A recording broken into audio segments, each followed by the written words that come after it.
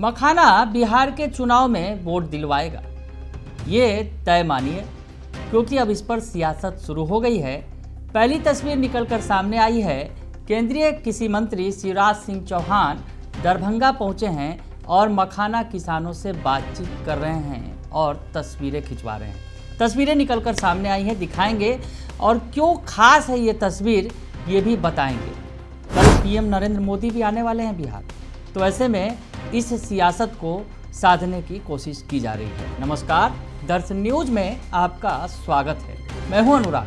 दरभंगा से तस्वीर निकलकर सामने आई है। दरभंगा में मखाना किसानों के बीच पहुंचे हैं केंद्रीय कृषि मंत्री शिवराज सिंह चौहान। जी हां, तस्वीरें आप देख सकते हैं। शिवराज सिंह चौहान के साथ बिहार के डिप्टी सीएम भी मौजूद हैं और तमाम बड़े आला नेता मौजूद हैं। मखाना किसानों के बीच पानी में उतरकर उनसे बातचीत कर रहे हैं केंद्रीय कृषि मंत्री शिवराज सिंह चौहान। मखाना किसानों के बारे में जान रहे हैं, मखाना किसानों की प्रक्रिया पूछ रहे हैं उनसे कि कैसे आप लोग मखाना का उत्पादन करते हैं। तो बिहार के लिए ये मौका खास है, मखाना किसानों के लिए ये मौका खास है, क्योंकि मखाना को तरजीह दी जा रही है। बिहार के बजट, जो केंद्रीय बजट पेश हुआ था, उसमें मखाना बोर्ड के गठन का ऐलान किया गया था। उसी वक्त से मखाना को लेकर सियासत शुरू हो गई और अब कल यानी 24 फरवरी को पीएम नरेंद्र मोदी बिहार आ रहे हैं और बिहार में वो 4 लाख किसानों को संबोधित करेंगे। जैसा कि बीजेपी का दावा है कि 4 लाख किसान जुटेंगे पीएम नरेंद्र मोदी के कार्यक्रम में, जो भागलपुर में आयोजित है। वहाँ पर सीएम नीतीश कुमार भी होंगे। तो ऐसे में किसानों को साधने की सियासत की जाएगी और इसके पहले, ठीक पहले, केंद्रीय कृषि मंत्री शिवराज सिंह चौहान दरभंगा पहुंचे हैं। दरभंगा की तस्वीर आपको दिखा रहे हैं और दरभंगा की तस्वीर के साथ साथ आपको इसके पीछे की सियासत भी थोड़ा बताएं कि आखिर कैसे मखाना से सियासत सधेगा बिहार में और इस पे कैसे इस मखाना के जरिए बिहार की 72 सीटों पर इसका इफेक्ट पड़ेगा। मखाना बोर्ड का ऐलान किया गया है। केंद्रीय वित्त मंत्री निर्मला सीतारमण ने मखाना बोर्ड के गठन का ऐलान किया है बजट में, 2025-26 के बजट में, और इससे मिथिलांचल के लाखों किसानों को सीधा सीधा लाभ होगा और ये क्षेत्र एनडीए का गढ़ बनाए रखने में मदद करेगा। यानी मखाना का जो बेल्ट है, जो क्षेत्र है, उसके बारे में विस्तार से आपको बताएंगे। और शिवराज सिंह चौहान यूँ ही नहीं पहुँचे हैं, केंद्रीय कृषि मंत्री हैं और उन्होंने ये कहा भी है कि मंत्रालय में बैठ के मैं मखाना बोर्ड का गठन नहीं करूंगा, बल्कि वहां जाऊंगा किसानों के बीच में और वहां उनसे बातचीत करूंगा और उसके बाद मखाना बोर्ड का जो गठन है, उसकी जो प्रक्रिया है वो होगी। तो कृषि मंत्री शिवराज सिंह चौहान पहुंचे हैं, ये तस्वीर है। और इस बीच आपको बताएं कि ये इलाका जो है, मखाना बेल्ट जो है, वो एनडीए का गढ़ है। वैसे में एनडीए अपने गढ़ को और मजबूत करने की कवायद में मखाना बोर्ड का गठन कर रही है। सीधे सीधे ठेठ भाषा में अगर समझना है तो समझें कि वित्त मंत्री निर्मला सीतारमण ने जो बजट पेश किया और इसमें बिहार पर खास ध्यान दिया गया। चर्चा भी हो रही है, बार बार कहा भी जा रहा है कि बिहार को विशेष तरजीह दी गई है और अब बिहार में चुनाव होना है 2025 का, इसलिए इस लिहाज से भी खास है। और मखाना बोर्ड का ऐलान किया गया है। मखाना बोर्ड की स्थापना को लेकर जो ऐलान किया गया है बजट में, वो सबसे खास है। वहाँ से लाखों किसानों को साधने की कोशिश अब शुरू हो गई है। हम आपको बताएं कि मखाना बोर्ड की स्थापना से मिथिलांचल और कोसी के क्षेत्रों में सीधा सीधा फायदा पहुंचेगा।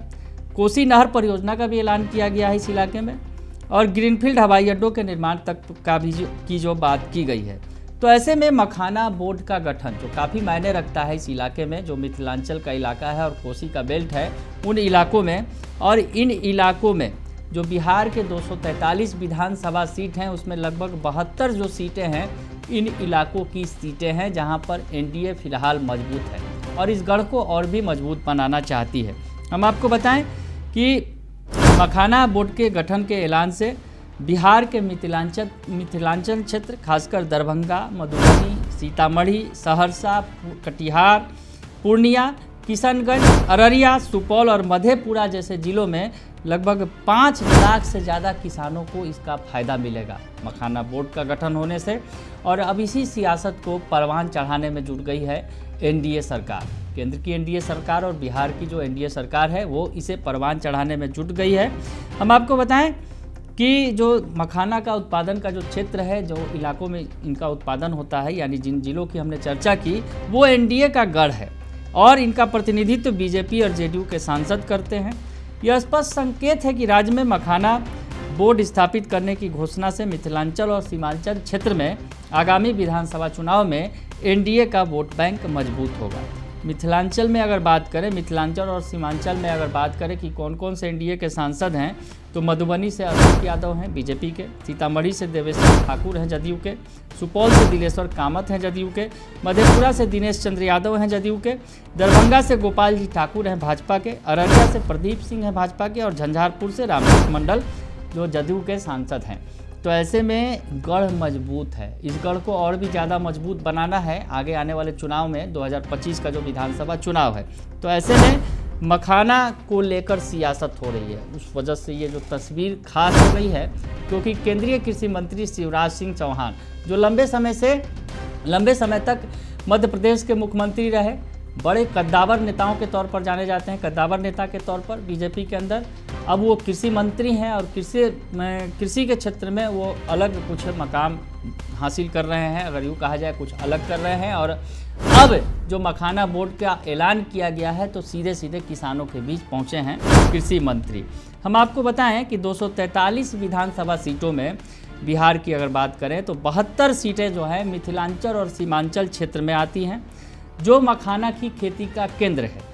इसलिए इन क्षेत्रों में लोगों की आर्थिक उन्नति पर ध्यान केंद्रित किया जा रहा है, खासकर उन लोगों के लिए जो मखाना की खेती के व्यवसाय में हैं। और इस तरह से राज्य में चुनाव होने पर इसका चुनावी लाभ मिलेगा और सीधे सीधे इसका जो लाभ है वो एनडीए को मिलेगा, क्योंकि मखाना बोर्ड का गठन किया गया है और इन इलाकों में पहले से एनडीए मजबूत है। तो ऐसे में एनडीए को इसका फायदा सीधा मिल सकता है बिहार के विधानसभा चुनाव में। ये 72 सीटें जो हैं हम आपको बताएं, जो राज्य के चुनावी नतीजों को प्रभावित कर सकती हैं, काफ़ी बड़ी संख्या है। और इसमें दरभंगा की 10 सीटें हैं, मधुबनी की 10 सीटें हैं, किशनगंज की 11 सीटें हैं, सीतामढ़ी की 8 सीटें हैं, सुपौल की 5, अररिया की 6, कटिहार की 7, मधेपुरा की 4 और सहरसा की 4 और पूर्णिया की 7। यानी ये जो सीटें हैं, जो विधानसभा क्षेत्र हैं, 72 ऐसी सीट है जहाँ पर मखाना का बेल्ट माना जाता है। तो ऐसे में पीएम नरेंद्र मोदी के पहुंचने के पहले केंद्रीय कृषि मंत्री शिवराज सिंह चौहान पहुंचे हैं और सीधे सीधे उन्होंने मखाना किसानों से बातचीत की है, उनसे जानने की कोशिश की है कि मखाना के उत्पादन में क्या कुछ होता है, किस तरह की प्रक्रिया होती है, क्या परेशानियां हैं। तो मखाना बोर्ड का गठन होगा तो इससे लगभग इन इलाकों के 5 लाख किसानों को सीधा फ़ायदा मिलेगा और इसका फ़ायदा सीधा अगर यूँ कहा जाए एनडीए को मिलेगा बिहार विधानसभा चुनाव में, 2025 के विधानसभा चुनाव में। और जो एनडीए का गढ़ पहले से रहा है, ये गढ़ और मजबूत होगा और 72 सीटों पर एनडीए का दावा स्वाभाविक तौर पर मखाना के जरिए मजबूत हो जाएगा। फिलहाल के लिए इतना ही, बने रहिए दर्श न्यूज़ के साथ। धन्यवाद।